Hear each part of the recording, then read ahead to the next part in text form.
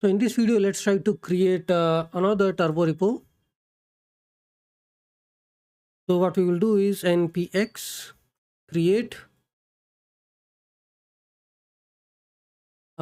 This is the command turbo latest, and we are going to create API app. Okay. So it will take some time. Here we can choose, let's say this time we are going to use PNPM. So it will create a PNPM workspace YML. So this is the monorepo with the workspace. Okay. It is by default just going to create these applications, packages, and the libraries. So this is our repository looks like, and here you can see we are using PNPM workspace. So the PNPM workspace YML says, okay, everything inside apps and the packages are part of the PNPM workspace. This is my simple package JSON. This is the turbo JSON.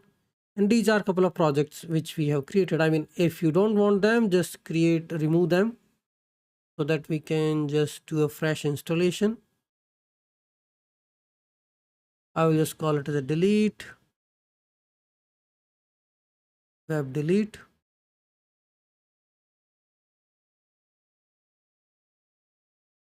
Maybe even delete the packages. So I will create a new directory, apps and inside the packages, because I want to set up my own things. So we have apps and we have packages. Now we can create some applications inside these. So let's do inside app. We can call it as a EP Express, and I will call NestJS app. And inside Express app, let's open in the terminal. And we are using PNPM, so let me add some packages. PNPM add Express. Okay, so I think the command is workspace. I'm not wrong. Yeah, so it will add the Express dependencies here. First of all, let's initialize the PNPM init, so we can have a basic package JSON here.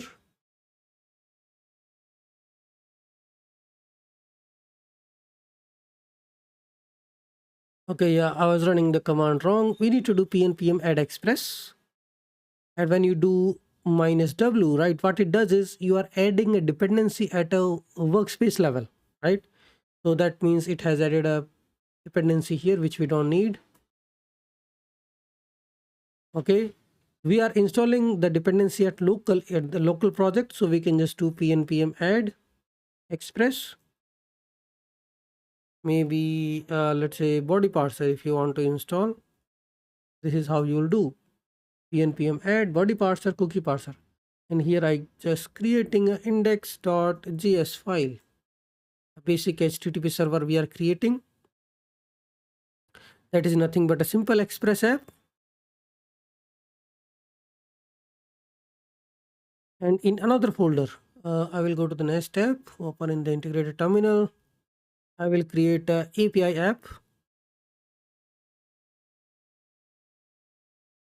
or maybe one space API NestJS application I'm creating. Install yes. So it is using Nest CLI to create a NestJS app inside another folder. So now I have a NestJS application and Express app. Express app have this dev task, and in the NestJS application also I have created a dev task. So now if I do turbo run dev, it should be able to run both the application.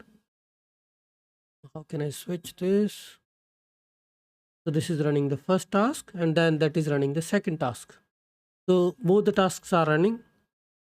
I can see this was the NestJS application running, and the simple Express app was running.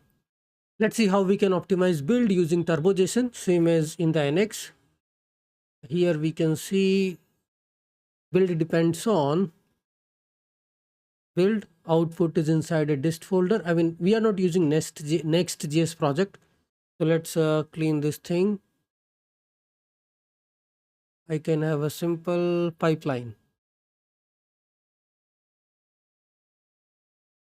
What it is saying is build depends on this. It will generate a dist folder. dev is cacheable false, persistent false. Now you can see how we can optimize the build and start task. I'm doing a turbo run dev. These are actually tasks, and inside a dev it is running both the tasks. I mean, it is running the dev on all the applications together, right? Dev on the Express app and dev on the NestJS app. Let's see if I do the build. It is going to run the build on both the projects, and for the build depends on this, and it is actually going to cache this. Let's see if I do this cache miss. If I do this again, you can see it is fetching this from the cache. So that is the difference. This is called a build optimization, which we can do with these tasks. Turbo run build, it is cached. Dev, I mean, obviously we cannot cache this thing. It is starting both the application. And turbo run lint, it is running the lint on both the projects. Lint is already there on one of the project. So it was 0 cached, 1 cached. So it is just fetching the result from the cache. Okay, so this is all about how you can do build optimization with the Turborepo. I mean, these are just a syntax which you need to write in the Turbo.json and NestJS. That depends on their syntax, what syntax they are supporting.